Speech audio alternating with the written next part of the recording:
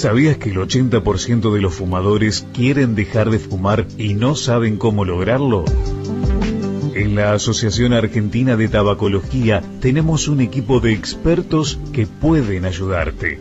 Visítanos en asat.org.ar y encontrá el mejor tratamiento para vos. Juntos podemos lograrlo. Gracias, querido Juan. Estamos en comunicación con la doctora Silvia Martini, quien es médica clínica, trabaja en el Hospital Militar de Mendoza en consultorios de clínica médica, en DAMSU también, Departamento Médico Asistencial, de la Universidad de Cuyo, en donde hace clínica médica, cesación tabáquica, es miembro de la Asociación Argentina de Tabacología. Doctora, qué gusto saludarla. ¿Cómo le va? Buen día. Hola, buen día, Jorge. ¿Cómo anda usted? Sí, pero... Sí, un poquitito lejos, pero se escucha. Bueno, un gusto saludarla, un gusto conocerla, gracias por atendernos.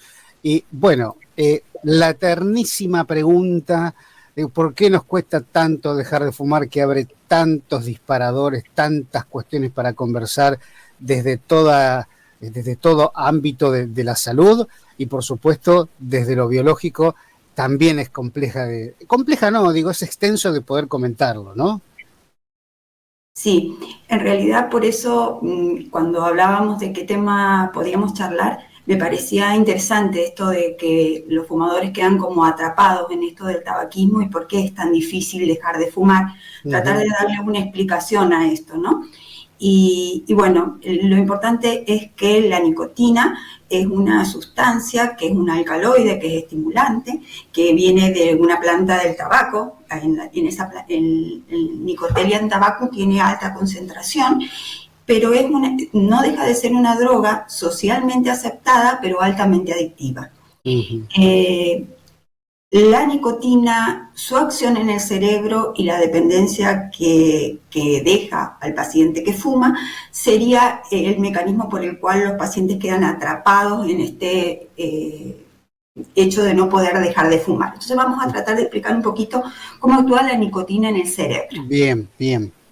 Bueno, la nicotina es inhalada y pasa por la vía aérea rápidamente, se absorbe, pasa la sangre y de ahí en 7 a 10 segundos llega al cerebro. Este dato de 7 a 10 segundos es sumamente importante porque se llega tan rápido al cerebro como lo hace la heroína, la cocaína y otras drogas.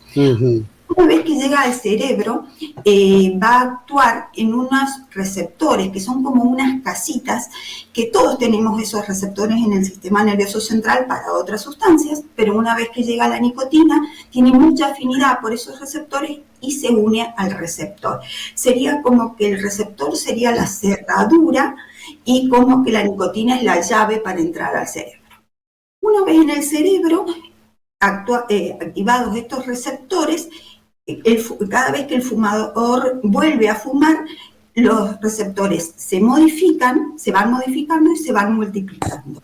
Y al activarse liberan una sustancia que se llama dopamina. Dopamina es la sustancia que media el placer en el cerebro, que por otras circunstancias también que actúan en el cerebro dan placer. La nicotina da placer por este mecanismo. Pero es un mecanismo que libera dopamina en forma fugaz. Es cortito el efecto y rápidamente baja. Cabe recalcar que estos receptores que yo nombraba están en una zona que se llama sistema de recompensa en el cerebro. Entonces, cuando un fumador fuma, hace el pico de la nicotina, tiene placer y rápidamente baja, el fumador intenta volver a fumar para volver a sentir ese placer. Lo hace por recompensa positiva. Claro. Cuando pasa hora y media en un paciente que fuma más de 10 cigarrillos por día, el fumador empieza a sentir que le falta algo, ¿no? La nicotina, y empieza a sentir síntomas como irritabilidad, nerviosismo, mal humor, que serían como microabstinencias entre cigarrillo y cigarrillo, y si no, el fumador fuma por recompensa negativa, para apagar estos síntomas que le están molestando. Ya sea que fume por recompensa positiva o por recompensa negativa, se va produciendo en el cerebro una neurotransformación a un cerebro adicto. Y ahí tenemos la parte de la adicción de la nicotina, ¿no? Claro. Esto de que llegue muy rápido al cerebro y que a nivel del centro del placer tenga un efecto muy cortito, la hace altamente adictiva. Claro, totalmente. Y creemos que nos tranquiliza cuando a la vez nos da taquicardia, acelera las pulsaciones, nos sube la presión y nosotros creemos que esa sensación, porque yo fumé algún tiempo, Ujú. crees que esa sensación te da tranquilidad porque estás nervioso, querés un cigarrillo. Estás alegre, querés un Tal cual. cigarrillo. Todas las emociones llevan al cigarrillo. Por ahí. Es que en realidad esta adicción, como les decía al principio, termina produciendo dependencia. Y hay una dependencia que es física, que serían los síntomas de malestar que yo decía, por los cuales el fumador vuelve a fumar, pero también hay una dependencia psicológica, social, emocional, que es la que vos Claro, decís, ¿no? Que claro. tiene que ver con todas las asociaciones que los pacientes hicieron con el cigarrillo a lo largo de la vida. Y entonces los pacientes dicen, ante una situación de estrés, en otro momento que hacía, fumo, ante estoy relajado en las mejores vacaciones del mundo, ¿y qué hacía? Fumo. Son como ligaduras que fue haciendo con el cigarrillo a lo largo de la vida y que tienen mucho que ver con lo emocional o con lo social. Por ejemplo, el juntarse con amigos, el asociarlo al mate, al asociarlo al alcohol, asociarlo al café. Ujú. Doctora, ¿cuál es la principal problemática con la cual usted se encuentra a la hora de que el paciente da el primer paso? Es decir, bueno, el primer paso que es, voy a la consulta, ¿no? No quieren, lo empujan, lo lleva alguien de las orejas, o dice, bueno, a ver, ¿con qué me encuentro? Dice, a ver, ¿cuál es todo esto forma parte de las excusas, digo, coincidiendo que el fumador es un enfermo, ¿no? No sé si lo podemos Sí, catalogar de esta no, manera, tal ¿no? cual. Por eso insistí mucho en la adicción, porque la adicción es catalogada como enfermedad. El Ujú. tabaquismo es una enfermedad crónica adictiva y Entonces, residuante también. Entonces, todo esto forma parte del abanico de situaciones que debe plantear el fumador a la hora de decir, ¿cómo hago? Claro, bueno, por eso yo quería recalcar e insistir de cómo funciona lo de la nicotina con respecto Ujú. a la dependencia, porque en realidad los mejores tratamientos que proponemos son tratamientos interdisciplinarios, donde al paciente se le aborda en forma integral, ¿no? Tratando de darle respuesta a todas estas dependencias. Desde el punto de vista físico, ofrecemos medicación para la abstinencia física, pero para las otras dos dependencias, tanto la psicológica como la social, está bueno el abordaje desde el punto de vista psicológico, con herramientas cognitivo-conductuales. En mi caso, yo trabajo en DAMSU, en un grupo de cesación, en cesación tabáquica grupal, donde tenemos un grupo interdisciplinario que trabajamos 4 profesionales tratando de ayudar a nuestros pacientes en forma integral a dejar de fumar, Ujú. para Digo, abordar desde las distintas problemáticas que son las dudas que tiene el paciente y son por la dependencia, ¿no? claro, porque yo digo, ¿no, doctora? Que el principal problema del cual me pasó a mí, lo mío fue muy leve, pero el principal problema que va a depender de la cantidad de cigarrillos que ese paciente fume, va a ser decir, ¿cómo suplanto esto y qué hago con la abstinencia? ¿No? Y ahí está Sí. quizás el desconocimiento muchas veces que te dice, no, pero no sé si me va a hacer efecto la medicación. Claro, desconocen el efecto que positivamente hace la medicación en este sentido, ¿no? La medicación es para la abstinencia física, para esos síntomas que nosotros decíamos, de irritabilidad, nerviosismo, mal humor, craving, que es la crisis de anhelo por fumar, y el usar medicación duplica las chances de mantenerse en cesación, entonces es sumamente importante. A ver, siempre le decimos a los pacientes, todo esto que yo expliqué, de alguna manera en las consultas nosotros se las explicamos a los pacientes también, para que entiendan qué les está pasando y por qué les está pasando, y les decimos que le vamos a ofrecer medicación. Lógico, nada, no existe lo mágico, muchas veces los fumadores piensan que existe algo mágico, no existe Claro. nada mágico, pero todo ayuda. La medicación cubre la abstinencia física para duplicar las chances de mantenerse en cesación, y todo lo que es herramientas cognitivo-conductual para que ellos puedan abordar esta otra pata, digamos, de la mesa, que sería la dependencia psicológica y la dependencia social. Ujú. También debe haber escuchado o escuchamos esto decir, bueno, pero a ver, un fumador que tiene 40 años de pucho, 65, 70 años, supongamos, dice, pero a esta altura, ya está, ¿qué voy a ganar a esta altura del partido dejando de fumar? También es una excusa que decir, bueno, llegué hasta los 65, 70, 60 y entre comillas, no tengo nada. ¿Por qué? No tengo nada porque no voy al médico para que no me encuentre algo. Y digo, ¿para qué? ¿A esta altura para qué? Y siempre es importante dejarlo, ¿no? Los fumadores siempre usan esto de alguna falsa justificación para continuar fumando, ¿no? Una puede ser esa, si hasta los 65 llegué bien, puedo seguir fumando. En realidad es importante recalcar que siempre uno obtiene ventajas desde el punto de vista físico y desde el punto de vista psíquico cuando deja de fumar, ¿sí? De vida. ¿Cómo? De vida, porque Sí. uno dice, a veces, dice, de algo hay que morir, decimos todos, ¿no? Pero cuando llega el momento, y esto me lo han comentado un par de psicólogas y médicos que trabajan en terapia, y que sus familiares le decían, pensar que decía que de algo hay que morir, pero cuando llega el momento se aferran a lo que sea con tal de no morir.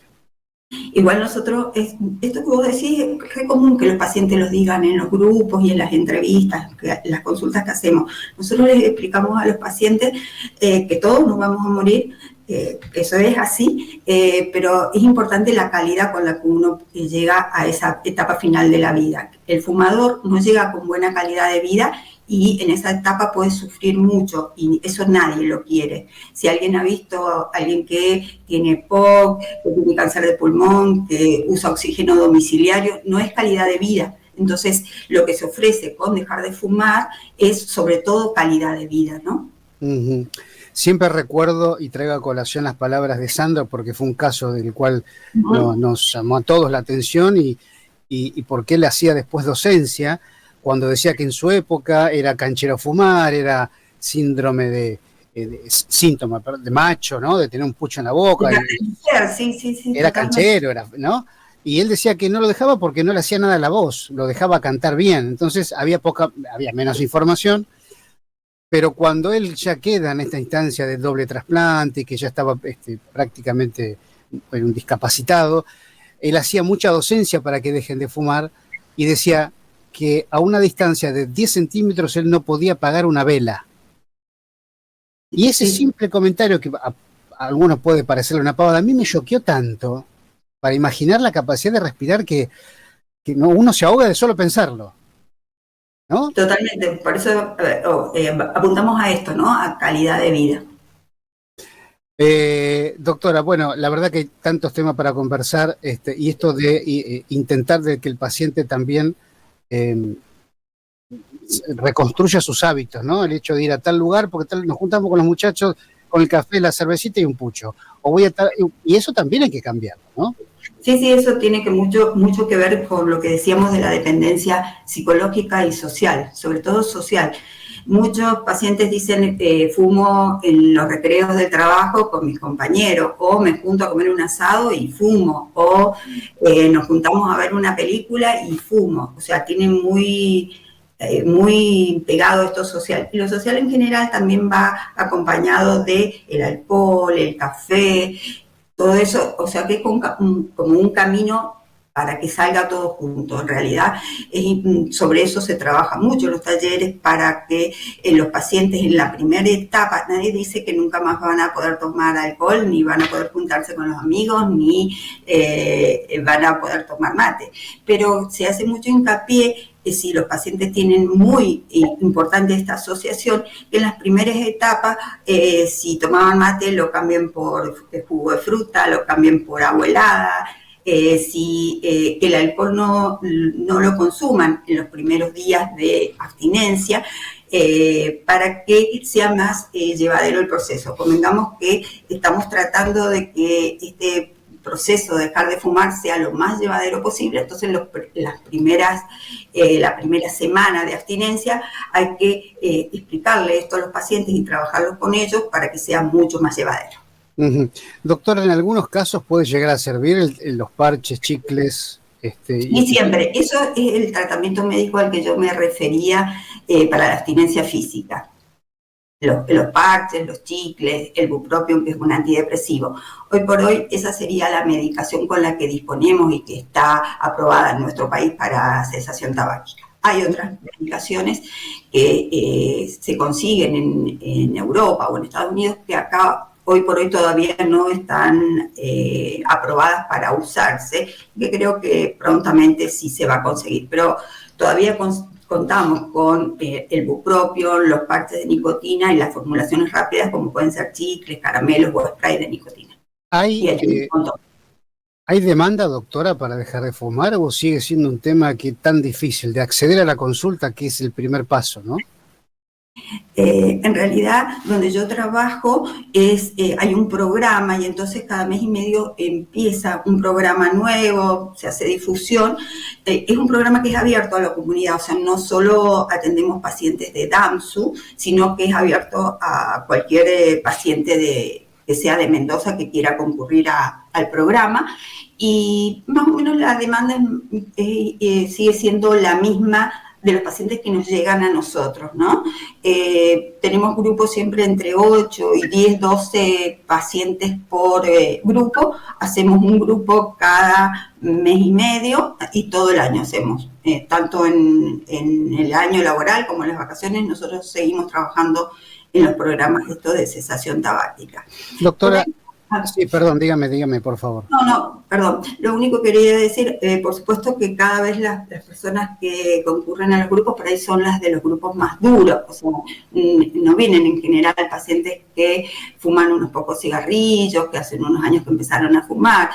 Cuando llegan son pacientes que llevan muchos años fumando, que fuman muchos cigarrillos, que a lo mejor tienen asociado otras enfermedades, sobre todo enfermedades psiquiátricas. Se asocia muchísimo el tabaquismo a las enfermedades psiquiátricas y son pacientes un poco más complejos para dejar de fumar, pero dejar de fumar se puede. En líneas generales llegan ya con, supongamos, ¿no?, un infarto, un cáncer de vejiga, de garganta, un ACV. En líneas generales hay muchos pacientes que van porque no les queda otra, decir, bueno, algo tengo que hacer. Van porque los manda el médico. Claro, Igual nosotros siempre explicamos esto de que muchas veces los pacientes llegan porque los manda el médico, pero les explicamos que ellos tienen que buscar su propia motivación para tratar de iniciar este proceso, porque esto de que manda el médico es algo que baja la motivación rápido, mientras tengo el proceso, ¿no? Agudo. Entonces se trabaja mucho en motivación, en buscar la motivación de cada paciente para dejar de fumar, porque eso mantiene a largo tiempo el proceso de dejar de fumar.